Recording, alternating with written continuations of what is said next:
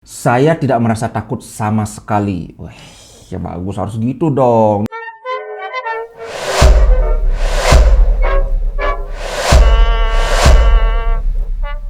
Halo Sobat Ngomin, apa kabar? Gila, sudahkah kalian siap untuk begadang di jam yang agak kurang sehat? Jam 3 WIB atau jam 4 WITA, Inter lawan Juve. Wih, musuh bebuyutan. Kalau Inter itu ada dua musuh bebuyutannya, satu Milan, satu Juventus. Jadi apapun yang terjadi nggak boleh sampai kalah. Nah, kebetulan ini Inter full power, full team, nggak ada yang absen setauku ya. Jadi trio back kita, Bastoni, Skriniar, De Vrij lengkap. Lapangan tengah lengkap juga. Mang Kebab sudah bisa main, Calhanoglu, Barella, Brozovic, kanan Dumfries. Dumfries yang belakangan ini semakin menunjukkan taringnya, dan seperti biasa di back sayap kiri Ivan Perisic yang walaupun gosipnya katanya akan ke Arsenal. Aduh, tapi nggak tahu sih, maksudnya ini belum ada apa ya, kabar resmi, cuma gosipnya udah santer banget dia bakalan ke Arsenal. Aduh, semoga enggak sih, minimal sampai berakhir musim ini, karena Perisic ini aduh gimana ya, dia bertahan bagus, menyerang juga bagus, crossingnya bagus-bagus, dia duel one on one juga bagus. Aduh, tapi kalau memang harus pisah ya mau gimana lagi. Kemudian di lini depan juga Korea kemarin sudah main, Alexis Sanchez fit, Zeko sudah fit juga karena dia mainnya cuma sebentar. Kemudian Lautaro Martinez juga fit, nggak ada masalah. Sedangkan Juventus justru Juve yang pincang. Chiesa, aduh kasihan sih sebenarnya. Chiesa cedera berat ACL. Kemudian De Ligt juga hukuman kartu. Kemudian aku baca kemarin juga Cuadrado juga absen. Jadi ya di satu sisi kita full power, dari segi performa pun kita sangat oke. Kemudian Juventus bahkan saat mereka full power pun performa mereka tidak sebagus Inter Milan, apalagi sekarang pincang kayak gini. Jadi ini semoga tidak terjadi yang aneh-aneh kayak penalti di menit 89 yang kayak gitu. Kalian ngerti lah kalau nonton waktu Inter lawan Juventus yang lalu kan. Pokoknya intinya satu yang penting mesti diingat oleh Inzaghi, kalau kita lawan Juventus kita baru unggul 1 gol itu belum aman. Keajaiban itu bisa terjadi. Jadi hati-hati terutama terhadap potensi-potensi terjadi pelanggaran itu. Jangan salah. Jangan-jangan nanti menit 90 nanti pemain Inter ada bersin di kotak penalti, terus Morata jatuh karena terkejut dengan orang bersin dapat penalti. Bercanda ding, bercanda. Nah sih, jadi sekali lagi mestinya di atas kertas sih secara teknis kita unggul ya. Ini bukannya nyombong, tapi objektif aja kalau kita lihat performa Inter dan melihat juga tim Juventus yang tampil pincang. Ya memang begitulah kenyataannya, bukan sombong. Kemudian kalau ini kebetulan tadi aku lihat statistik yang menarik ini. Super Coppa Italia, kalau dilihat dari sepanjang sejarah ya, dari 1988 itu biasanya yang menang itu lebih banyak yang juara Serie A. Kalau kalian mungkin ada yang nggak tahu, Super Coppa itu adalah ketemunya juara Coppa Italia lawan juara Serie A. Nah itu kebanyakan so far yang menang itu juara Serie A, kecuali 5 tahun terakhir. Jadi 2020, anggaplah kita ambil dari 2019 ya, itu seimbang. 3 kali juaranya dari juara Serie A, 3 kali juga juaranya dari Coppa Italia. Jadi 2015 itu Juventus juara, dia juara Serie A. 2016-2017 itu yang juara Milan. Milan itu 2016 dia menang Coppa Italia. Kemudian 2017 Lazio, dia menang Coppa Italia. Runner up-nya Juventus lagi, karena kan kita tahu Juventus juara Serie A terus-terusan kan waktu itu. Kemudian 2018 barulah Juventus juara Super Coppa Italia lagi, dia juara Serie A. Kemudian 2019 Juventus juara Serie A tapi kalah lagi di Super Coppa lawan Lazio. Kemudian 2020 Juventus juara lagi, juara Super Coppa Italia, menang lawan Napoli. Yang menarik adalah 2 kali Juventus sebagai juara Serie A disingkirkan oleh Lazio.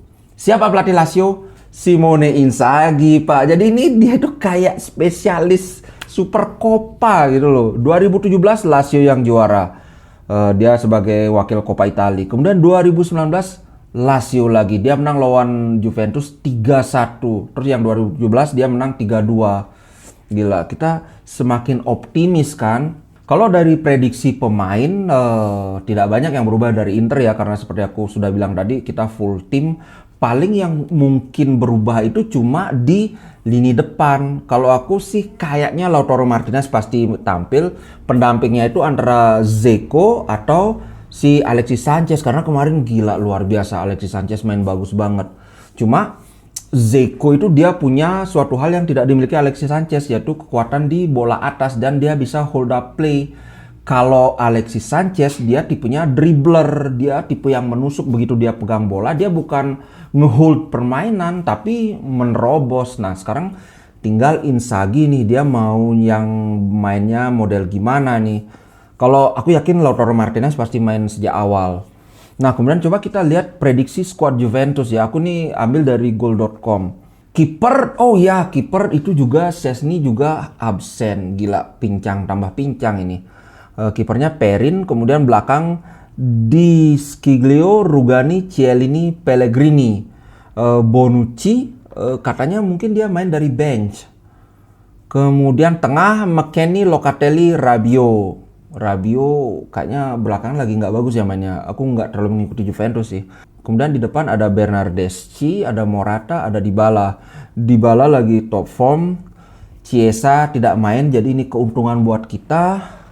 Tapi Bernardeschi ini juga bukan pemain sembarangan.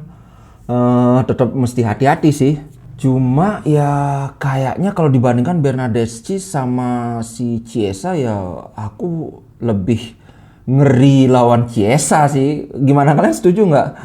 Kemudian ini aku ada interview menarik dengan si Inzaghi. Jadi dia bilang Supercoppa Italiana could be decided by a single episode. Maksudnya adalah tidak seperti Coppa Italia yang kita main berapa kali baru juara, atau Serie A yang satu musim. Sedangkan Supercoppa itu sekali main ya udah siapa yang menang itu juara gitu. Itu maksudnya single episode. Jadi Inter head coach Simone Inzaghi feels that nothing can be taken for granted in his team's Supercoppa Italiana clash with Juventus tomorrow. Jadi dia merasa tidak ada yang sudah dijamin, sudah pasti kan. Memang banyak orang mengunggulkan Inter Milan kan, karena seperti yang aku udah bilang performa, kemudian Juventus pincang. Tapi dia bilang itu belum jaminan gitu. Nah aku suka sih ini lebih membumi gitu loh istilahnya. Jadi dia bilang it is a final. Jadi itu adalah pertandingan final.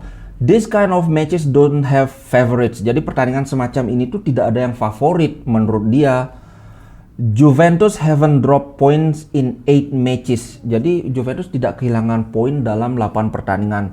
And on Sunday they had an extraordinary comeback in a tough match. Maksudnya yang lawan Roma itu kan memang mereka kan udah ketinggalan tapi benar-benar berapa ya dalam 7 menit mencetak 3 gol.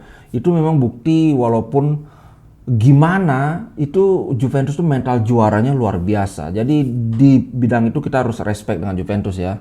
Nah dia memang memuji Juventus tapi dia juga bilang I feel absolutely no fear. Jadi saya tidak merasa takut sama sekali. Wah ya bagus, harus gitu dong. Jangan belum apa-apa udah keder. It must act as a motivation. Today we are top of the table. Jadi itu harusnya dijadikan motivasi gitu loh. Apalagi sekarang ini kita ada di puncak table, puncak klasemen Liga Italia maksudnya. Dia ngomong lagi, just look at October or at August 20 when the clear favorite for the Scudetto seemed to be Juventus, while there were many teams who seemed to be in the race. Jadi lihat saja pas bulan Oktober atau pas Agustus 20 saat itu yang difavoritkan jadi Scudetto itu adalah Juventus. Dengan banyak tim lain yang juga masih bertarung. Tapi sekarang Juventus kan peringkat 5. Jadi antara Oktober dan sekarang itu sudah beda sekali. Ini dah dia maksudnya di satu sisi dia respect dengan Juventus, jadi tidak ada jaminan bahwa Inter menang. Tapi di sisi lain juga tidak takut sama sekali, Pak. Wah, aku suka stylenya. Nggak terlalu sombong, tapi juga sangat confident, nggak takut juga kan. Nah, dia juga mengomentari tentang absennya beberapa pemain kunci di Juventus. Dia bilang gini, Juve are a team with a top quality squad. Allegri knows what he has to do to make up for the absence. Jadi Juventus adalah tim dengan squad yang kualitasnya top semua. Allegri tahu apa yang dia harus lakukan untuk mengatasi absennya pemain-pemain tersebut. Bonucci and Chiellini will recover for tomorrow. Dia bilang Bonucci dan Chiellini akan sembuh besok. Memang kan ada masalah sih Bonucci dan Chiellini ini. They will certainly have a very competitive team. Jadi mereka pasti akan memiliki tim yang sangat kompetitif. Dia juga mengomentari si Chiesa. Dia bilang gini, I don't know him well, but I know his father who played with me at Lazio. Jadi saya nggak terlalu tahu si pemain ini, si Chiesa maksudnya. Tapi saya kenal dengan bapaknya. Karena mereka rekan tim, dia teman rekan bermain saya di Lazio. Ya, Enrico Chiesa kan dulu di Lazio sempat main memang. He's part of the future of Italian football and I wish him a speedy recovery. Jadi dia adalah bagian dari sepak bola Italia si Federico Chiesa ini dan saya mengharap dia akan sembuh dengan cepat. Wih, mantap. Pokoknya satu aja sih, aku sangat optimis, bukan bermaksud meremehkan Juventus, tapi kita mencoba melihat secara objektif ya, performa kita lagi bagus-bagusnya, dan satu senjata kita yang paling mematikan menurutku adalah semua pemain Inter bisa mencetak gol. Ini yang bikin orang bingung bagaimana harus menghadapi. Kalau kayak musim lalu di mana kita bergantung pada striker doang, ya udah jaga aja strikernya kan gitu. Mungkin itu juga yang bikin di musim lalu kita nggak bisa berkutik di Liga Champions, nggak lolos penyisihan grup, tapi musim ini kita lolos. Kemudian perolehan gol itu merata walaupun striker kita tidak menjadi pemimpin top scorer, tapi tim kita jadi tim paling produktif, gol paling banyak, tidak tertandingi. Oke. Jangan lupa nonton. Oh iya, ini juga guys, tempo hari aku bikin video, satu video review pertandingan, yang kedua itu adalah video analisa dari gol dan peluang. Ternyata kena copyright, dan itu bukan sekedar di copyright, bukan sekedar di blok, tapi itu di video di take down dan aku kena strike.